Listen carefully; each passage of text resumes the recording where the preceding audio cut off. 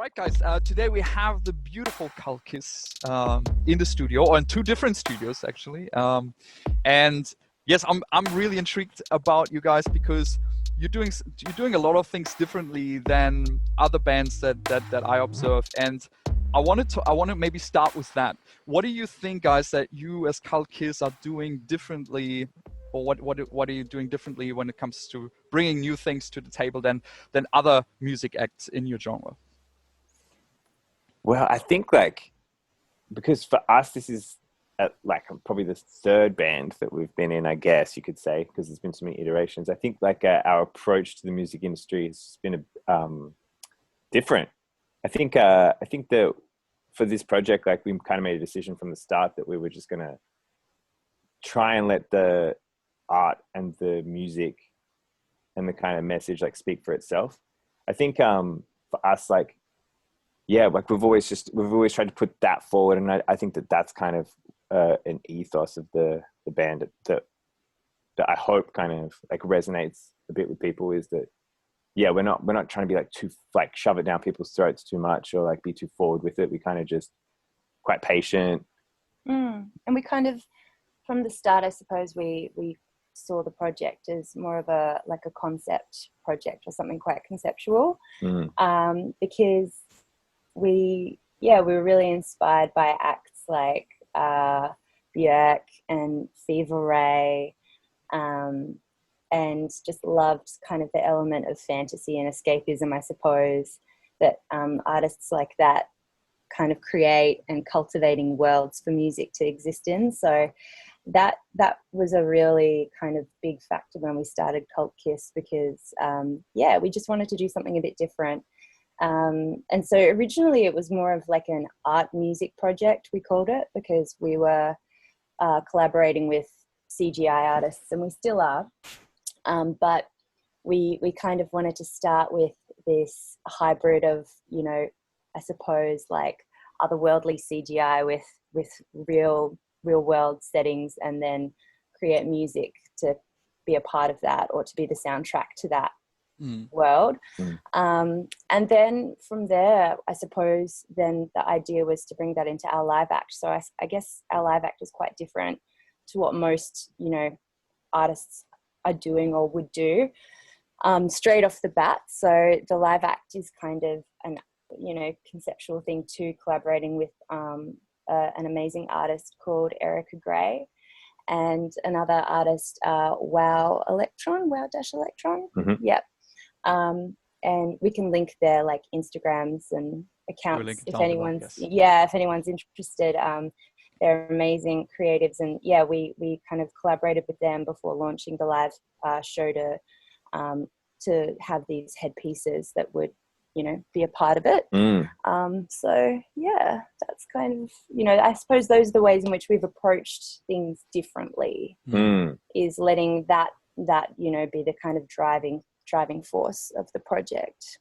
So I can definitely attest to that. I mean, if you go to your socials, it's very, very conceptualized, right? We have a lot of the similar colors. It's very beautiful high-end shots. So it almost sounds it looks like when you go to your socials, almost like an art magazine, right?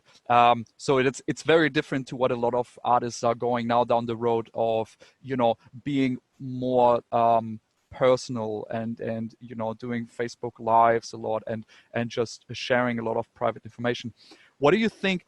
How much does branding influence today's music industry? How important is to have branding? Is that something that's obsolete? Is it something that's important? What's your point of view when it comes to personal branding or band branding? Well, I think obviously branding's always existed, but I think that for us as musicians, we're living through the generation where people are aware of it in terms of being consumers as well. For a long time, I think when the record labels controlled the industry, I feel like the whole branding aspect was obviously there. They spent exorbitant amounts of money on it, but it was almost like the consumer wasn't really aware that they were being worked so hard, whereas now it's almost like kind of the whole world is aware of what branding is. Such such a such an overused term, and it is very well kind of researched and exercised by almost everyone, from the independent musician all the way up to the major label record artists. And so I think that, yeah, like, I've kind of forgotten what the question was, but yeah, like branding. How important is well, branding? yeah, it's super important, and I do think that now though, I think that's the interesting thing, is kind of like, you almost have to be acutely aware of the fact that because you know the music consumers are aware of branding, it's like it's tough to do things without them seeming too contrived or too forced, you know, because you don't ever want to seem like, you know, like everything has to be like on brand or whatever. You kind of want things to be natural, but at the same time, it is a very hyper aware world of branding. Yeah. I think that whether you choose to, like, for your branding to be like that very honest, real, raw depiction of yourself as a creative, or the opposite, where it's like, I suppose, you know, really polished or conceptual, I think either is fine, and both would work in their own way. So yeah, but I do think obviously just being really true to whatever you decide to do is really effective, because ultimately you're trying to connect with the people, or your ideal audience, or people that will find that inspiring.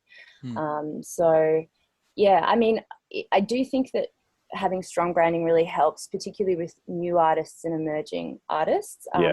Just because it's such an oversaturated kind of industry as well. So if like you have, you know, good press shots or whatever, even if the like ethos is that it's just you being really down to earth, whatever your identity is, I think if your assets are really strong, it does kind of help break in or break through, because it takes so much just for people to even listen to a song, you know. So people need to be kind of inspired, and I think that first we see the visual cue, and then that has to be motivating enough to inspire then people to even listen to your music. So I think that's always something to consider.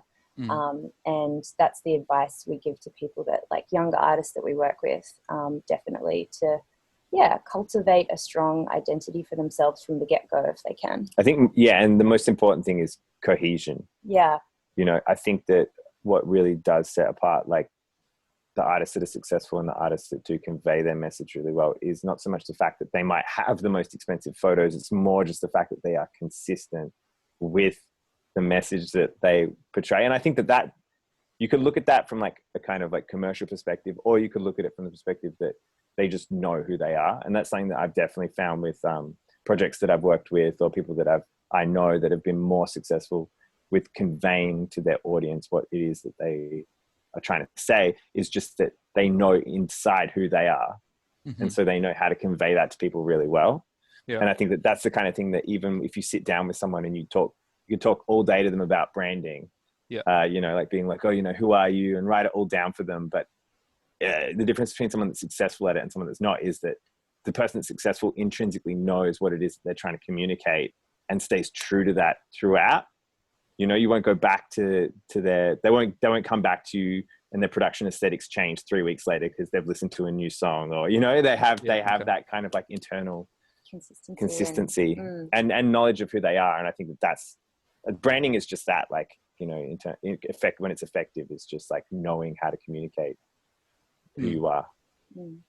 So what I heard you say, so branding is basically identifying what your strengths are and what your values are, and then portraying that visually and in your tracks, and do that consistently in order to stand out, or kind of like develop your niche, or identify your niche, so that you can actually really shine through all the massive amounts of audio that we receive every day.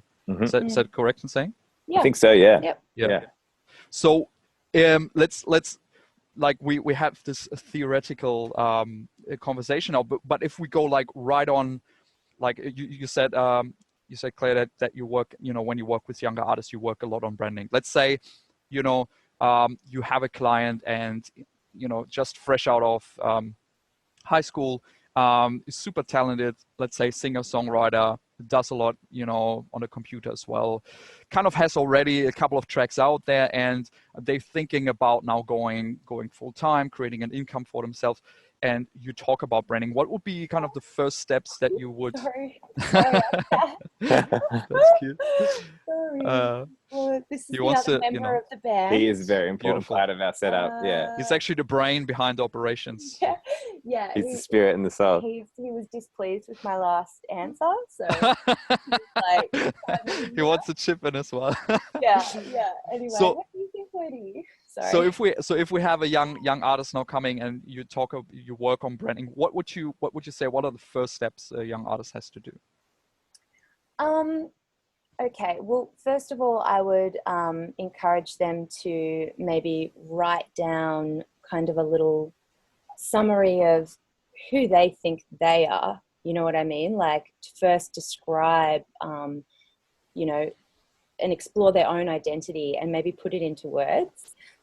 It can be more difficult than you think. Like, it's a real, even just that. And there's even been times over the last few years where people have asked me, even after so many years of doing it, like, can you sum up your artist identity or sound in a nutshell? Like, what would be your elevator pitch kind of thing?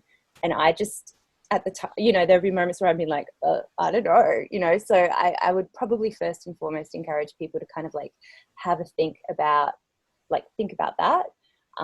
And then from there, once they've and you know, who they want to be and their message, I suppose. So first kind of identifying that, writing it down. And then I would encourage them to put together a mood board of references of things that inspire them, and similarly, you know, visual kind of, you know, mood boards of what, like, they would like, you know, how they would like to express themselves or what they think represents them. Mm-hmm. So, I mean, I use Pinterest for that, and I've been encouraging younger artists that we work with to put together like Pinterest mood boards. They're really, really good for, you know, just curating ideas, and you can kind of go on a visual journey, and it's a really good tool. Otherwise, you can even just like use the Instagram save function. You know, if you just like save stuff that inspires you, that's a way to do it. Like, mm-hmm. I've been doing that more recently. So I would encourage people to, put together a mood board and then try to really like focus, you know, narrow it down so that they have almost like a brief, like a creative brief for their project. That's the visual brief. That's the kind of narrative for them as an artist and, you know, for their music.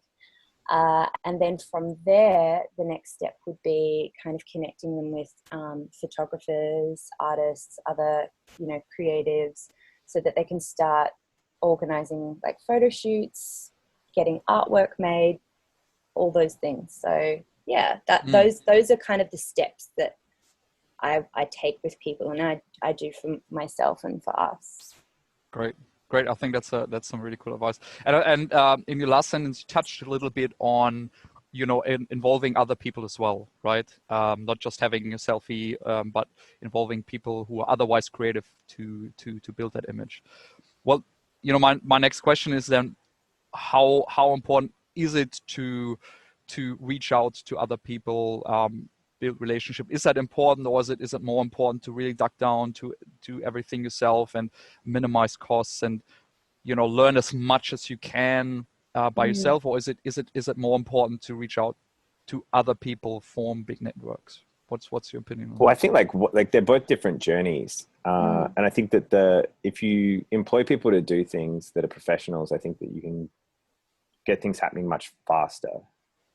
They both have merit, though. I mean, if you learn how to be a professional photographer, be an amazing mix engineer, be an amazing producer, be an amazing brand consultant, like, you can do all that stuff. I just think that maybe it'll take you like between 12 to 15 years to get to a point where, you know, like, you're sophisticated enough at all the different things truly to be able to pull them all off. And I mean, there's a lot to be said about that. If you can envision your career being something that's a long one, and you're a patient person, and you have a good work ethic and a good grind, and you have the ability to like look back 6 years ago when you thought you were a professional photographer and realize that you weren't, or, you know, like look back at your CGI art and realize that it wasn't as good as the guy that wanted to charge you $500, you know, you know, then that's fine. But because, you know, by the time you get to say like 30, 35, like if you will be proficient at all these things, and you will probably be able to pull it all together yourself. And if that's your plan and that's the timeline you're on, that's fine. But I do think that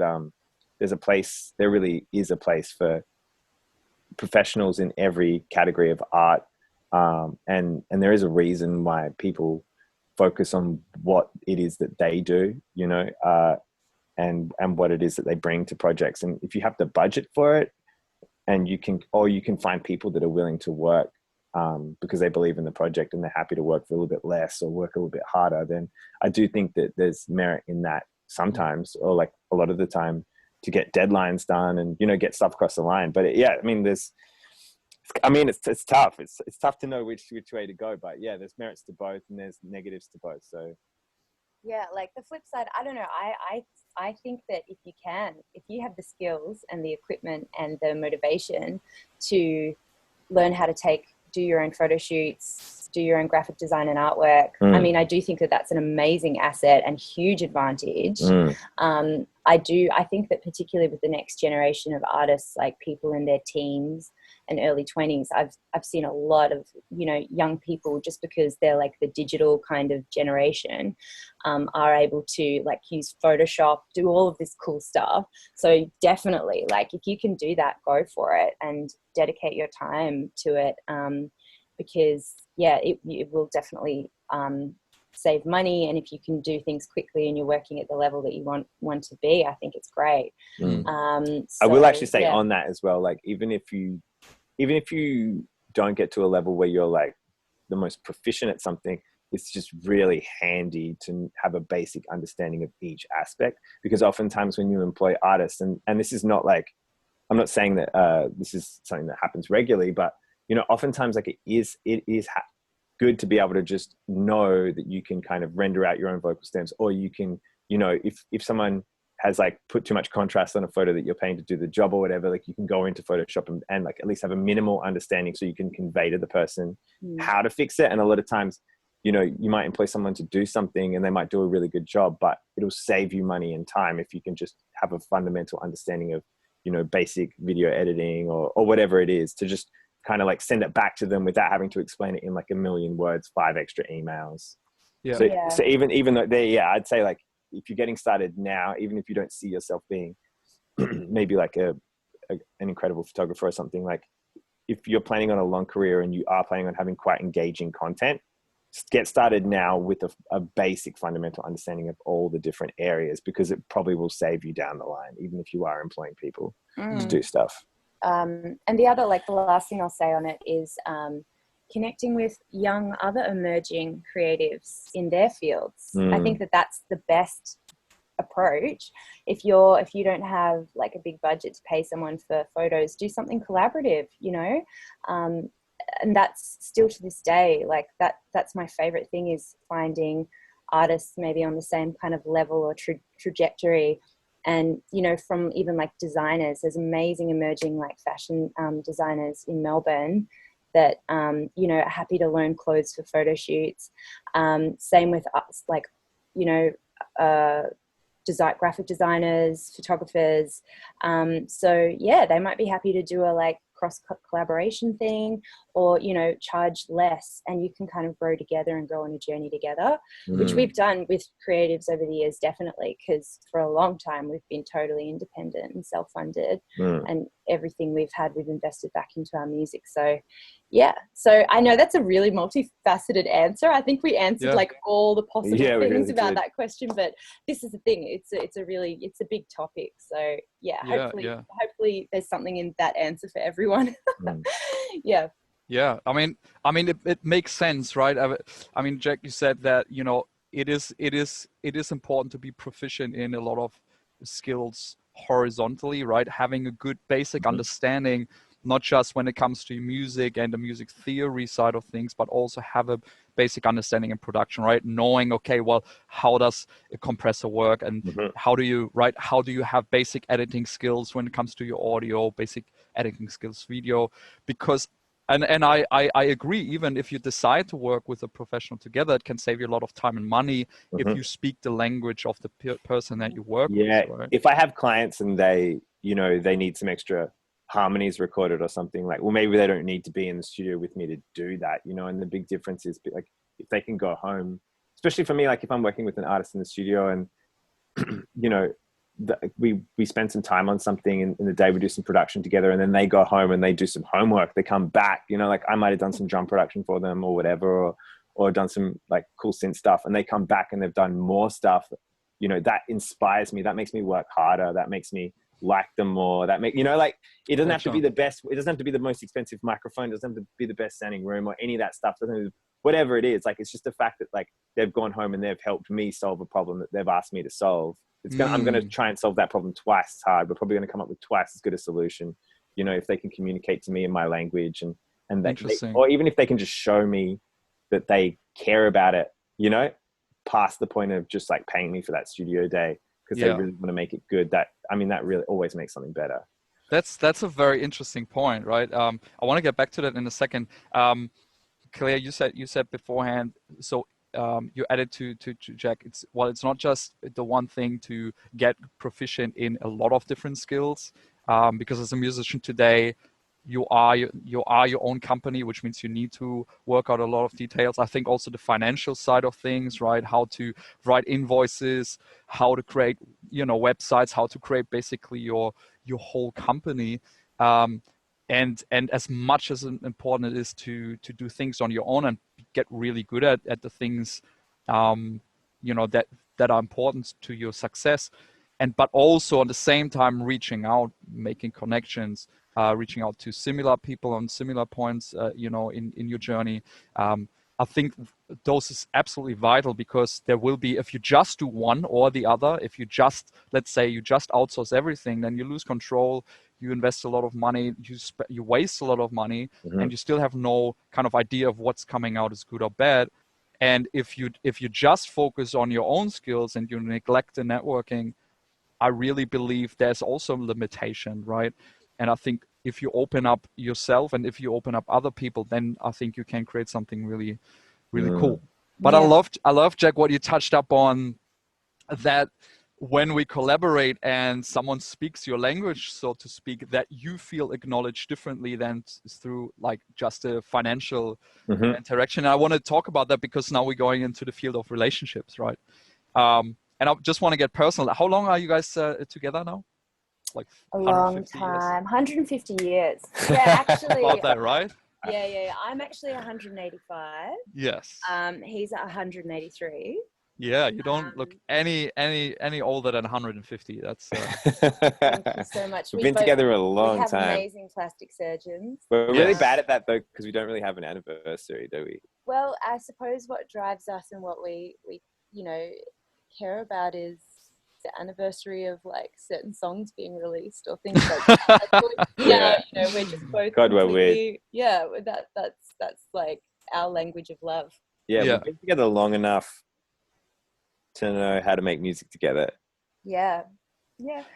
So I would say that probably one of the only things we ever like squabble about is like music stuff. Yeah, that's like true. We've been good recently though. Detail in a mix. Yeah, but that's the thing. It's a journey. Every relationship is like a journey of kind of trying to communicate better, work better together, and become more efficient in your communication and collaboration. So yeah. So would you say like being together, privately in a long time and being together with the music industry, are there some similarities? Are there things that you take out like from what helps you in your romantic relationship? Does it also help you or translate to a business relationship?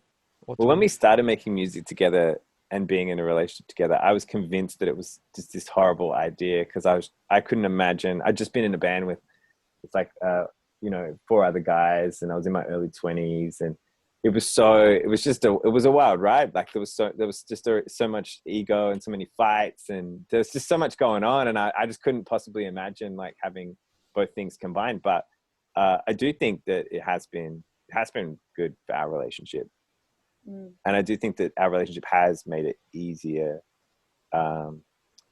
I guess like it's hard to know whether it's a testament to like the fact that we are quite compatible, or whether, you know what I mean, or whether whether it is actually helpful to be in the music industry.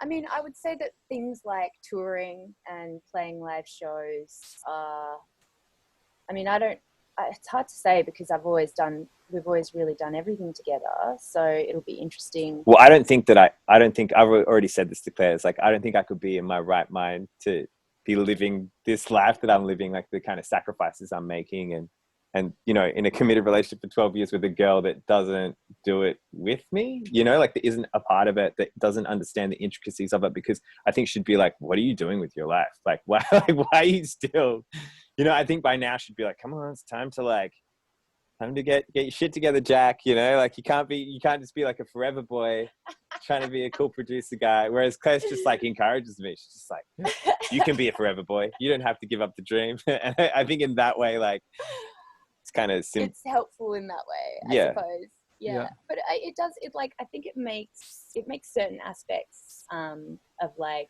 you know, a music career easier, definitely, because like what? Well, when you're in a band, and you would know this, Michelle, I know that you've been in bands and experienced this, it is almost like being married. Like the level of yes, exactly it. You're married anyway. Like you're married anyway. Even if it's like you know, a kind of what's it called? You know, like a non-sexual relationship. You're still married to like all the people in your band. Yeah, the level of emotional, like, commitment, the level of, like, highs and lows, really profound highs and lows and experiences that you go through, the pressure put on your relationship and the relationships and as individuals, you know. So I think that, I mean, the advantage obviously of being in like a compatible relationship by choice that goes beyond our, you know, music business means that then, you know, those circumstances we can actually kind of like weather the storm together, so to speak. But in turn, though, it does put pressure on like our personal relationship, definitely. So we've really had to learn to, we've really over the last maybe like year or so been trying to focus on that, maybe trying to like have aspects that we do keep separate, so that we don't just take our relationship for granted, and that we do kind of, you know, cherish certain things about our relationship a bit more. But yeah, I think there are pros and cons, you know, and cons, and every, whatever kind of works for the individual and people. But yeah, but if you're in a band, you're married already, and chances are you're probably going to go through some nasty breakups. Yeah, I mean, look, I find it very rare, the combination of, you know, having a romantic relationship. You also have a business relationship. You also play in a band together. So there are a lot of things that are intertwined, and I think that's really a testament to, and it must be a testament to your communication skills, right? Being open, being honest, being able to communicate well, giving each other space when needed, accept each other for what they are. So it is a rarity, because the difference between a romantic relationship and, you know, a band relationship is, most bands that I know and I work with, and, you know, that we know about, they have like phases where they go on tour for a year, but then they don't see each other for a whole year because they piss each other up so much. You know, some bands, they don't even talk with each other. They just play with each other, right? Because they just basically shut their communication down, and they just, you know, have this pure business relationship because it's still valuable for other people, you know, for other fans and so on. But I think what differentiates you guys, and you know, I definitely want to acknowledge that you have this the capability of, you know, compartmentalizing the different things, but also integrating them into, you know, beautiful music, beautiful art form. But also, you know, just seeing you communicating now, it's just nice to see, you know, that you still keep this intimacy and this open-mindedness alive. That's really good, and I think a lot of artists can benefit from that attitude. That's one thing I will say is, in general, like if you are planning on doing this, like taking this path with your life, being like I guess you could say like a full-time artist, or like trying to pursue this, I will say that like what I've learned is that you have to invest in your relationships. So I think that it's, when you first get started, I think that you're kind of looking at everything in a very mechanical way, like a very kind of like, you know, what's the quickest way to get from A to B, or like, what is it that I need today? but I've always found that with the people, as soon as I started focusing more on the relationships I have, like, you know, do I have a good personal relationship with my manager? Do I have a good personal relationship with my A&R rep? Like, do I have a good personal relationship with my band members? You know, whatever it is. The second you start focusing on relationships, even with clients, you know, like, I'll be communicating, are they getting what they want? Like, are they satisfied? Am I doing my job?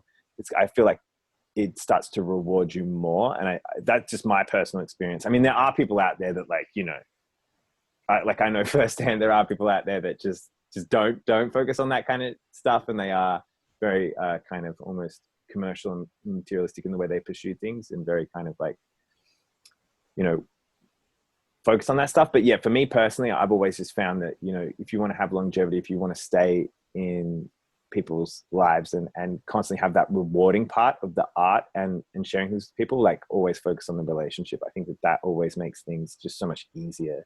And it means that you don't get to a part where, you know, you finally get that show that you've always wanted, and like you spend like half an hour arguing, like, you know, over a keyboard stand in the car park or something, you know, like, you know, like, this is like a weird energy, and you're like, why am I doing this? Like, why am I here? I hate this, you know. You kind of keeps it good, because you're like, oh, this is great. Like, we're sharing this moment together. You can focus on what's actually important and actually enjoy the things that the rewards and the moments that you get together, instead of like wasting them, feeling resentful, or like whatever it is.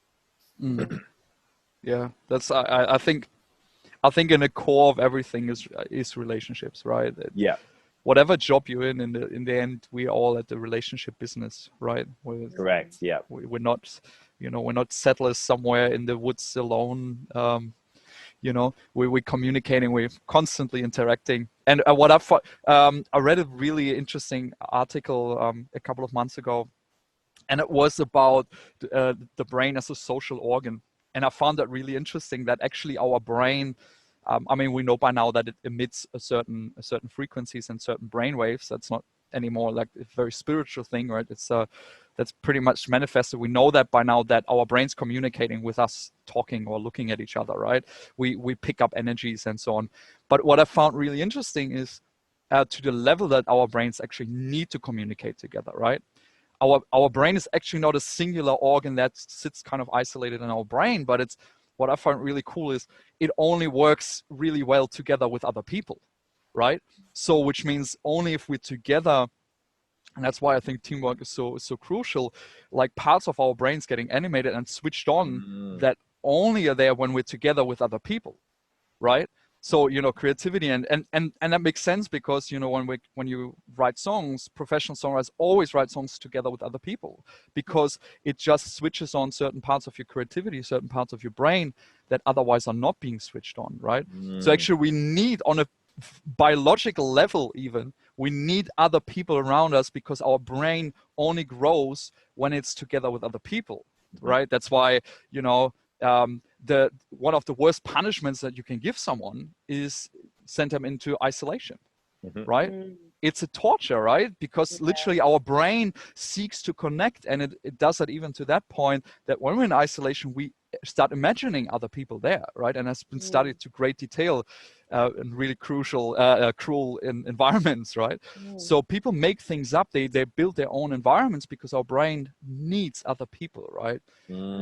Which means in the end, like I think our ability to be fulfilled greatly depends on the network that you have and the people that you have around you, you know? Yeah. So good relationships are absolute key. I totally understand. Okay, let's get a little bit down to business, guys. There is this misconception, and I think you probably heard that a lot. You probably get asked a lot of times, well, you know, like, oh, how is it being an artist? You know, like you must make lots of money, and, you know, all you do is just being on stage, and you're being in the studio and being cool and all of those things. And I have that too, right? You know, when I start working with young artists, you know, the first question is, you know, like, I want to be an artist. How? You know, like, how do I make my money as an artist? And I think the biggest misconception is that people look for one way, right? For one income stream. And I would like to ask you guys, like, how, like, practically, like, if you break down all the money that you make, what kind of percentage do you make from A, B, C? Or is it just a singular income that you make and you can really focus on one thing? Because you know, we're really here to kind of destruct, especially for young artists, and kind of like demystify a little bit what it means to be a professional artist. And I think there's still this big misconception is, okay, I work, I write good songs, I release music, and then suddenly I hear a knock on the door on my inbox and saying like, hey, I am the A&R, the artist in relation of Sony, Universal, you name it, and we love what you do, and we sign you and we make you famous. There's still this misconception. So I would love kind of like to break it down. Like, what does it practically mean? Because you're doing it for a long time. What does it mean to be a full-time artist, and how do you actually make money? Well, yeah, I mean, like we learned, because when we started Joe Lack Studio, which is like our studio business, like that was what, like 6 years ago ish. Yeah. Right. So before that, we've never, like, to be completely clear, like we've never made like substantial amounts of money off being artists in terms of like, I mean, we've made like okay money, like especially Claire because of some of her features that she's done as a vocalist. But in terms of like week to week revenue coming in constantly, we've never, we haven't yet crossed over with Kult Kyss, if you want to say specifically, to the point where it's a revenue stream that is continuously coming in. It's, as far as we're concerned, like it's still an investment, and we still spend considerable amounts of money and time on it for how much we get back financially. Yeah. That being said, it does provide. I've gotten heaps of studio clients from it. And that was kind of when we made the link where like I was starting to get studio clients and we were starting to get bookings like through what we do as artists. It was then that I kind of made the link in my mind about what you were saying, where it is an ecosystem and you can't just look at one aspect of what you do and look at the finances of it and just see it exclusively as that, because it's actually way bigger. And over your career as an artist, you might release a song and it might really touch somebody, and then that person might hit you up 3 months later, 6 months later, a year later, and end up doing like 3 days in the studio. So you can't just look at it as an isolated incident of like, okay, this is how much money we spent on mixing, this is how much money we spent on mastering, this is like how much the photos cost. Because once you start creating an ecosystem around your art form and what you do, especially if you do create multiple revenue streams where you're like a mentor or a teacher or a mixing engineer, a producer, whatever it is that you're offering, branding, all that stuff, it actually does become a world in itself, which is kind of why with our finances, like it is quite hard for me to just like trace back all of the different revenue streams that we have and all of the debt, like the money that we've spent versus the money we've gotten back, because after a while, like it just becomes a world that exists. Yeah, like a multifaceted world, yeah, you know? Yeah. So like even for people that have quite successful careers just as artists and maybe have like a 5-year window where their entire revenue is coming from like, say, streaming royalties and maybe live performances and, you know, radio play, and they're like popping off and doing really well. It is really important for people to consider like the long term, and the long term definitely is about like diversifying, you know, because things might change in your life. There might be a global pandemic, you know, people, whatever, like anything can change. And so it's really important that you have like all these kind of different skills and different ways as a musician to earn money. So, you know, not just your own, not just releasing music. And yet this is the thing, even the most successful artists that have had great success releasing music will probably go on to be producers or songwriters, and they're doing that for other people. So that is a new kind of like aspect of their business, you know, or their skill set. So yeah, and it all feeds, like Jack was saying, basically it all feeds into itself, you know, and it all kind of like cultivates and creates more opportunities and more revenue streams until finally, if you have kind of enough balls in the air, so to speak, like you are able to do it full time. Like all of the things that, all the ways that you're earning money are through music or production or whatever. And it is seasonal. It's like, especially with like my studio stuff, like it's weird.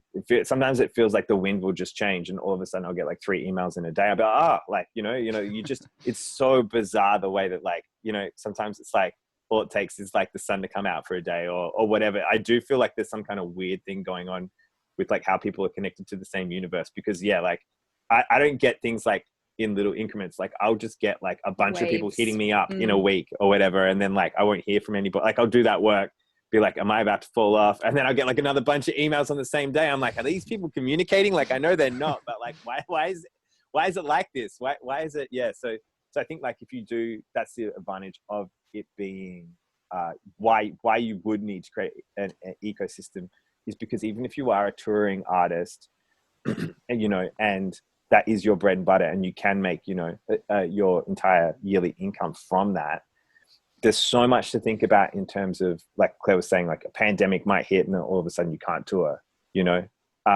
Before this, I was just starting to get my live skills up, you know, my live mixing skills up. And then this pandemic hit and I was just like, damn, like I'm so thankful that I'm not a full-time live mixing engineer, because like, what are they doing right now, you know?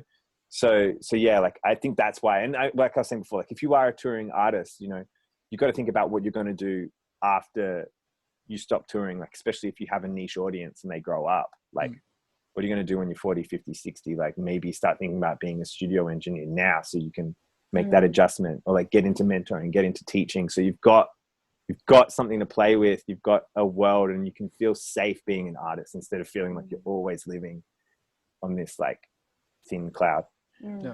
Yeah. So like, I suppose, yeah, our answer to younger artists or people that are just starting out would be to, first of all, definitely focus on becoming like the best songwriter or musician or recording artist, whatever, you know, that you can be as good as you can be, really like hone your skills, and then before you know it, you know, if you are kind of like open to it and connecting and collaborating, you will reach a point where people want you to help them with their music, you know, and you can not only be releasing your music, but you can be producing for other artists, writing for other artists.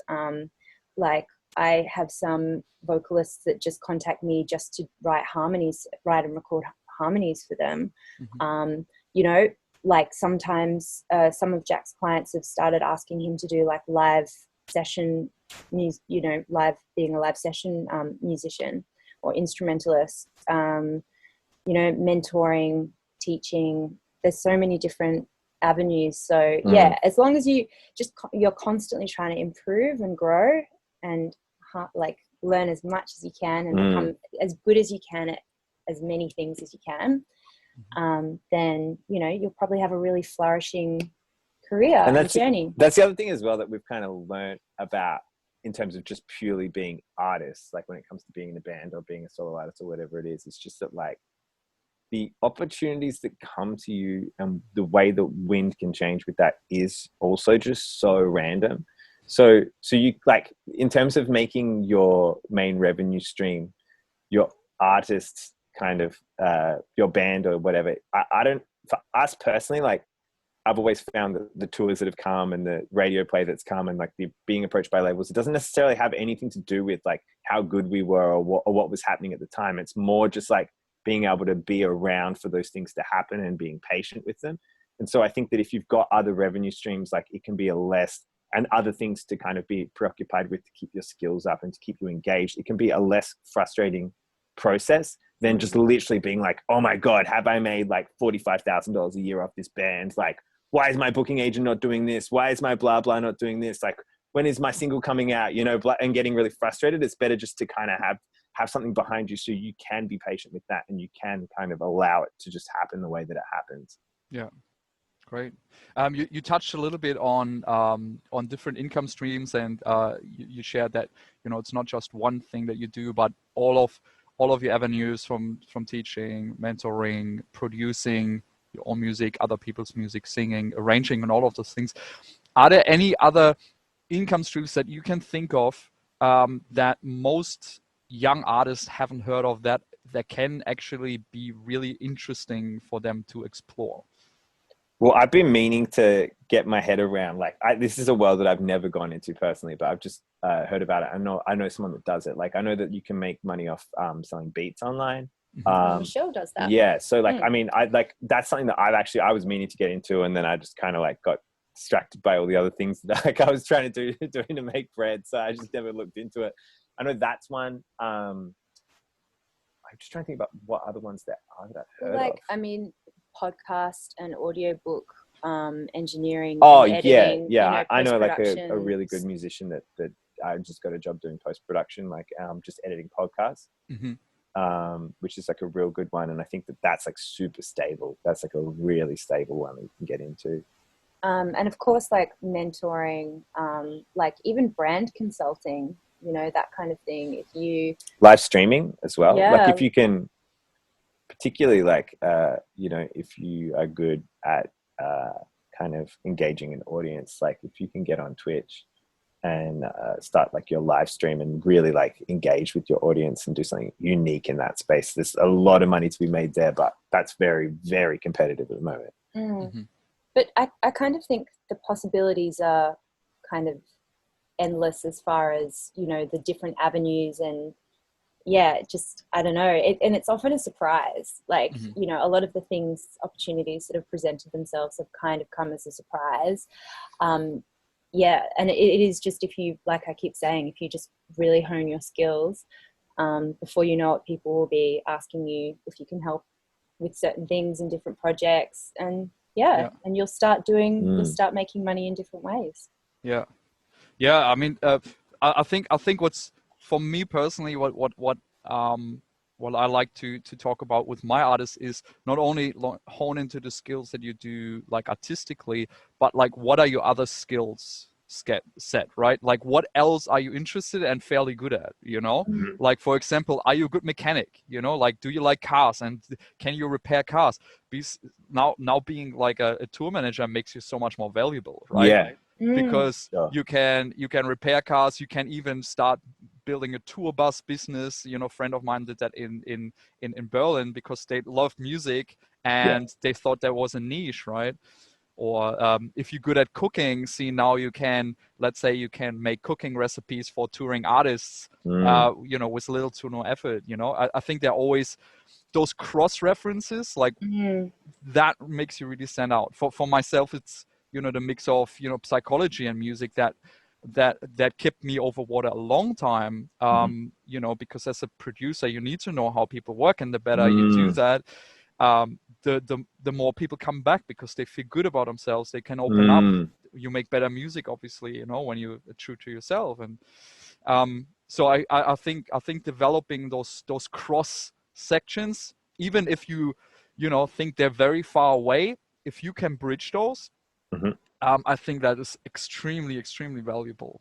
And also everyone has like an in somewhere. Like it might not be like the most like hooked up in, like it might not be that like you're like, some people, their like auntie is like a major music manager in the Australian music industry and like is tied like this to like the biggest radio station in the country for the youth. But for some people it's not that, but everyone has something, like whether it's like, you know, there's a music teacher nearby that like kind of has a hookup with like a guy that runs a bar or whatever, you know, and you can kind of like, I think what the important part is when you're getting started is just to kind of like, just try and work out like where the opportunities are for you with your skill set and who you feel comfortable talking to or giving your demo to. And I think if you can just over time, just link all those things together and be patient, like you'll slowly start to create whatever it is, like a revenue stream or a kind of a pathway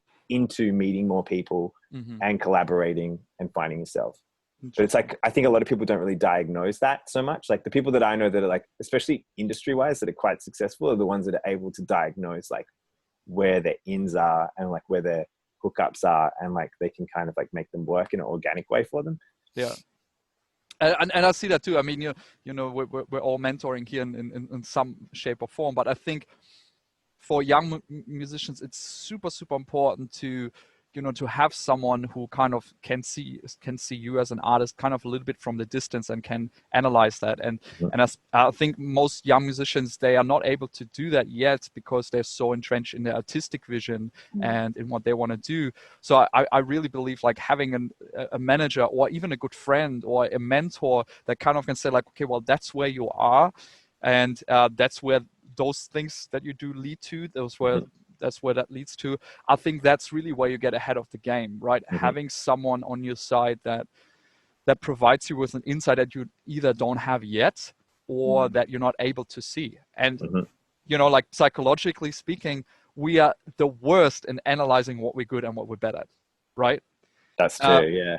like we're so, because like our brain is so focused on survival, and that really greatly depends on how good we're communicating, how you know, likable we are, that analyzing ourselves is actually not that important, right? But obviously for your long-term success, knowing yourself is the hardest thing to do, right? Yeah. So having a good group of people to actually say like, well, you think you can do A good, but actually you're much better at B.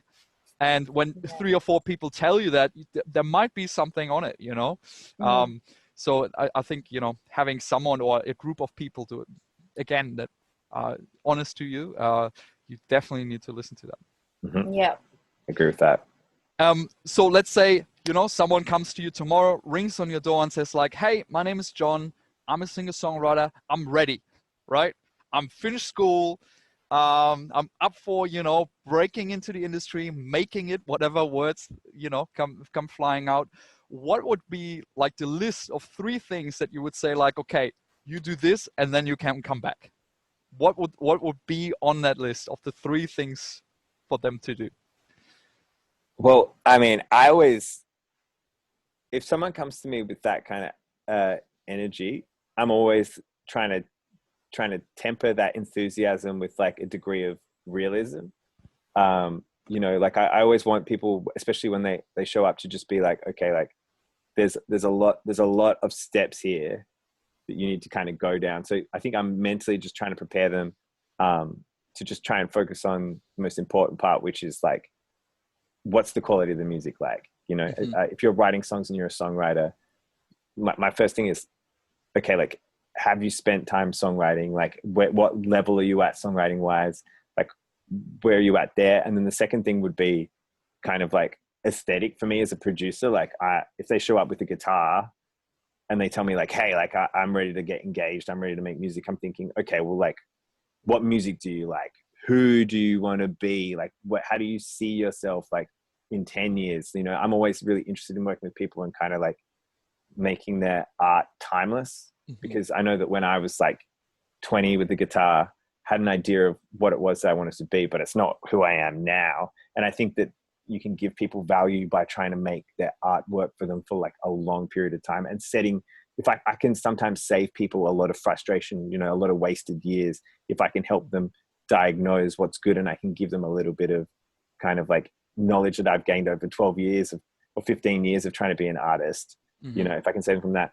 And then the third thing would be like, so production aesthetic. And then the third thing would just be like, you know, trying to give them a little bit of help with branding, I guess, like just trying to say, similar to the one before, but just trying to create something for them, like a package. So like if you've got this, if the songwriting is good and the production aesthetic is dialed in and it's focused, and then just maybe just helping guide them towards like a branding goal that will just help serve the music. Because a lot of times like young artists just tend to like whack some pretty dodgy artwork on well-produced singles, you know.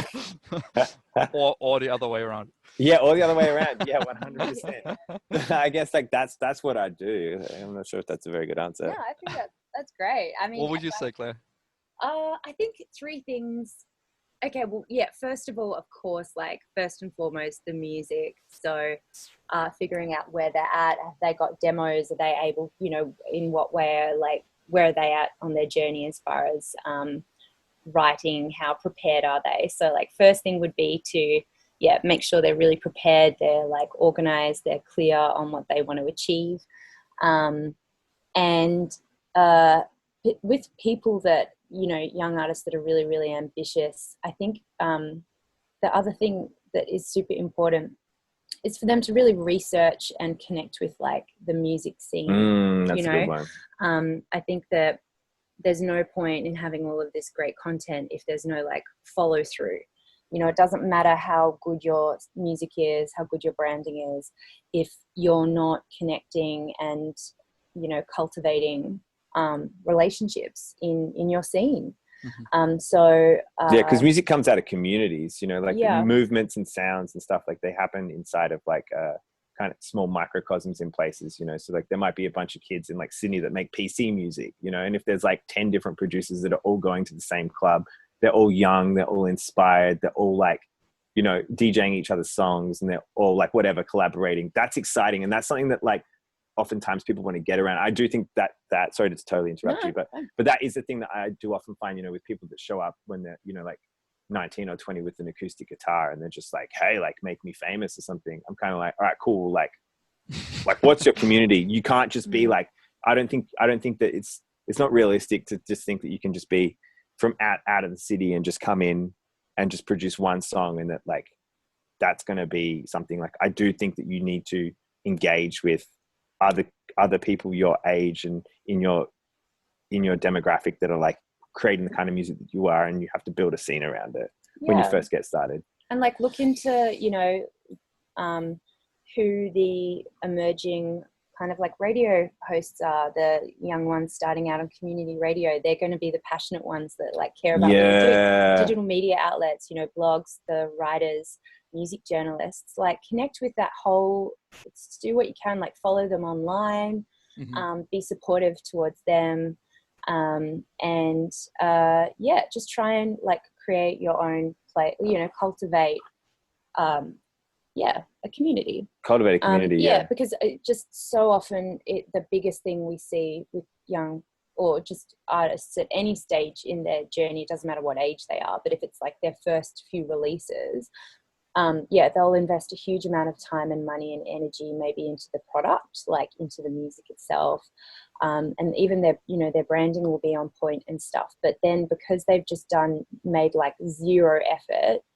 to connect with their scene, no one is going to write about it, no one's going to review it, it just sits there, nothing happens. Like put shows on, you know, like I think like that's the thing, like you know, like when I especially when I don't really do it anymore, but when I was coming up, like, you know, I grew up in Adelaide, and it was just natural to me that if I wanted to play music, well then I'd play live shows, and then if I was playing live shows, I'd be meeting other bands that were also playing live shows, and then we were all just playing shows together, and we were like booking gigs. And if you're booking gigs and you're playing shows together in a clique, then like maybe there's a young person that's like aspiration is to start a label, you know, or be a manager, and then that's how you get your first manager, who might not know what the frick they're doing, but like you got a manager now, you know what I mean? And like you're the booking agent and they're the manager, so then you learn about this stuff, and it kind of, there's an energy around that if you're a young radio presenter in that local area that wants to be a radio host one day, you know, a big radio host, well, they're going to get around that scene because that's their environment. Then all of a sudden you've got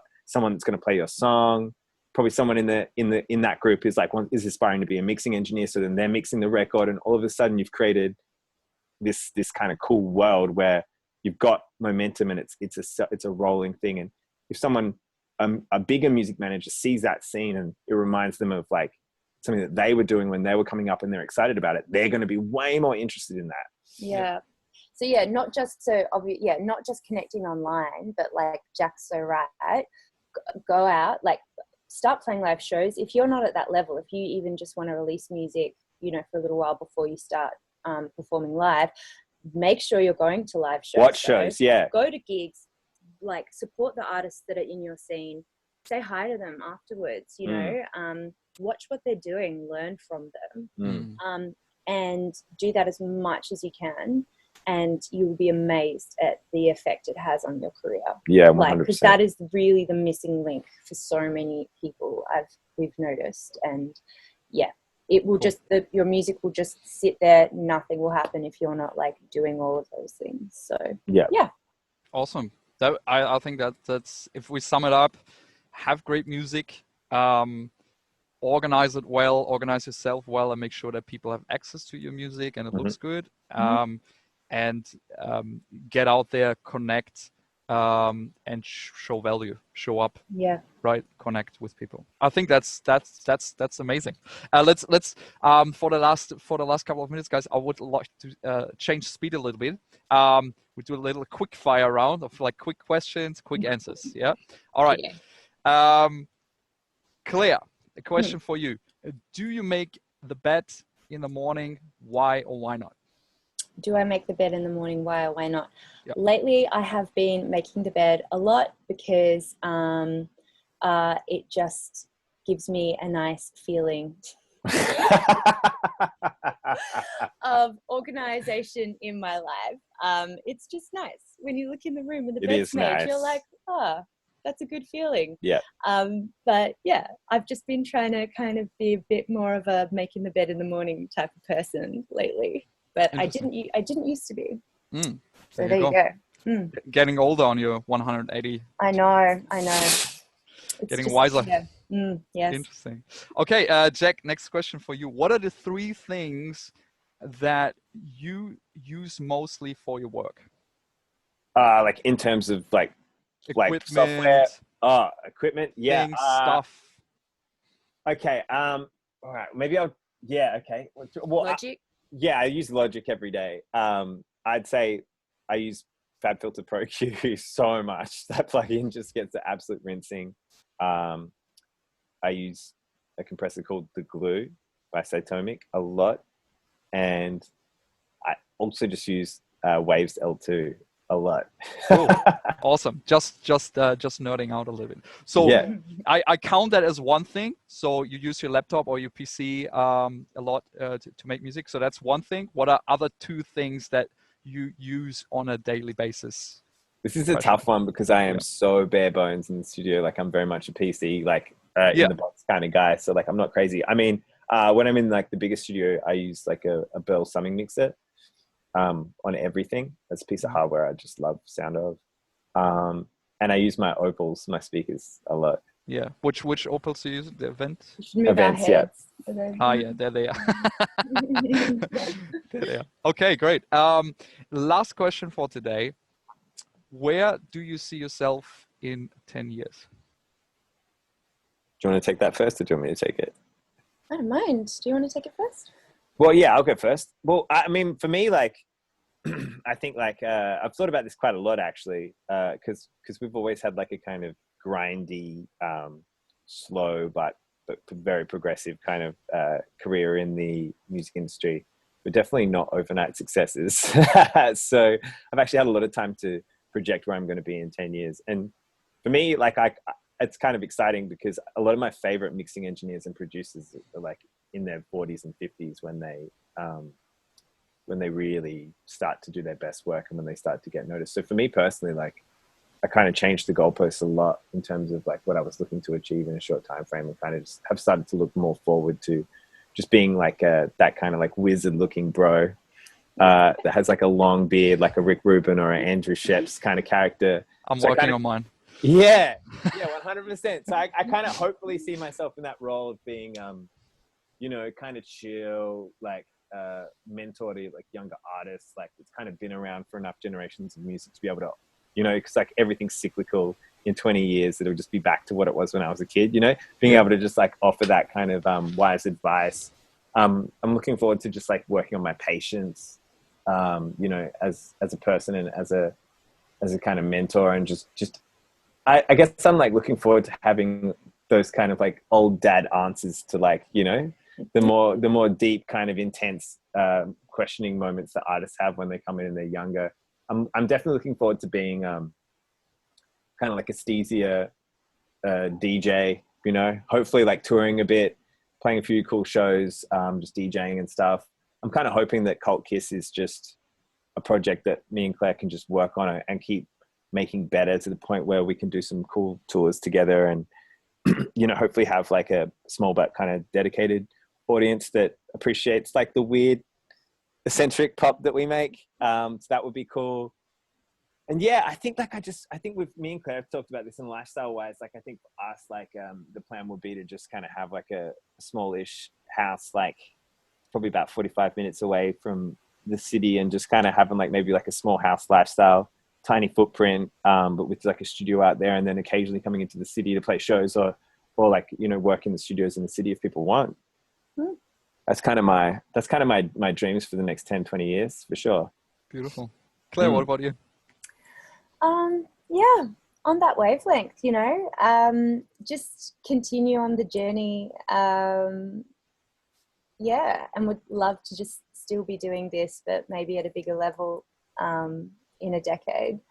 So yeah, potentially like, you know, writing for bigger artists, still releasing music for ourselves in our own right, and just enjoying hopefully a really nice, like, balanced lifestyle. But yeah, definitely still want to be active as creatives and musicians. So yeah, I think it's just about, you know, sticking to it and finding that balance and not burning out. That's the main thing. And just trying to really enjoy it and live in the moment a bit more, because it's really hard to do that when you're a musician. You're always looking ahead, and your life, before you know it, is kind of passing you by. So it's really important to like just try and celebrate the now, as lame as that sounds. That sounds like a that sounds so motivational poster or something. Oh my god. That's Tony Robbins' next program. Oh Life is now. I know, Imagine that. but it's true though. So yeah, and I would love to just have like chickens and be growing vegetables. You should talk more about your gardening dreams. I just really want. So it has homesteading dreams. I do. Like maybe some goats. Definitely 10-year plan is chickens, goats, growing lots of fruit and veggies, and still making music. I think we have like a weird paradoxical like hope for our future where like one half of it is like quite intense. Like I think we've talked about this. Like I think we're planning like quite intense touring for like 3 months of the year, 4 months of the year, hopefully, like to like, you know, kind of like a dedicated small audience, and then coming back to like chickens for like 3 months. Yeah. You know? Yeah. But we'll have to see. We'll just have to see. Because we are a bit of a contradiction in the way that we like the intense and the mild. Yeah. Yeah. Well, that's good. Keeps things fresh. Yeah. We'll just awesome. see. But let's touch base in 10 years, Michel. We will. Let's. We might live next door. If I have any of this and I'm not happy in 10 years, you can officially tell me to shut up. You know, like if we come back in 10 years and I have like half of what I talked about, then I should just be grateful and stuff. You know, like, you know how they always say, like, remember where you were, like when this is what everything that you wanted. Yeah. You know, because it's so easy to forget that shit. So yeah, that's true. So remind me if I am being grumpy in 10 years and I have half of that shit. Okay, we will. Great. Cool. To be continued. Guys, I just want to acknowledge you for a minute and say that you are personally a big inspiration. You are nice. An inspiration for my own relationship. I love the way that you guys communicate with yourself. I love the way that you treat life. You have a good balance between professionalism, but also being personal and being approachable and being kind with all kinds of living out there. I like that you pay forward what you've learned yourself. I like that you mentor yourself. I love, obviously, the music that you make. And I want to finish off with you guys. One last thing that I would like to know of you before we close off today.